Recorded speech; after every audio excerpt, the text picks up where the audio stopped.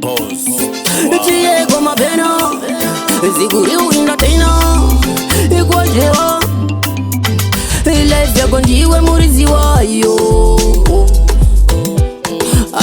murizi wayo. Ramba uchingotaya zvichafaya, ndakatombotanga ndichikanga waya asi zvakufaya gaya. Ramba uchingoti dhehwaPro, ramba uchingotaya zvichafaya, ndakatombotanga ndichikanga waya asi zvakufaya gaya. Ramba uchingoti dhehwaPro, umwe wangu keep on praying, rimwe zuva vachakuita kasleeping, wakupenya penya over ne bling bling, kana ukashanda inopera suffering. Dzakasiyana navo vane daka, iwe washanda chete simba mukaka, avakuzorodze kukwidza makata, unozviwana zvese zvaunorota. Ramba uchingotaya zvichafaya, ndakatombotanga ndichikanga waya asi zvakufaya gaya. Ramba uchingoti dhehwaPro, ramba uchingotaya zvichafaya, ndakatombotanga ndichikanga waya asi zvakufaya gaya.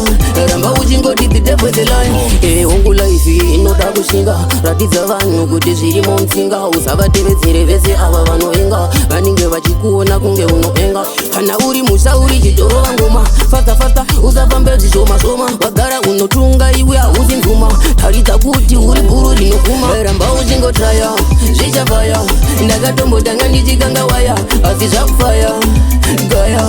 Ramba uchingoti dhehwaPro, ramba uchingotaya zvichafaya, ndakatombotanga ndichikanga waya asi zvakufaya gaya.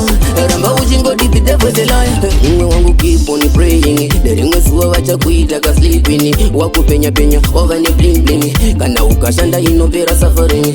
Dzakasiyana navo vane daka, iwe washanda chete simba mukaka, avakuzorodze kukwidza makata, unozviwana zvese zvaunorota.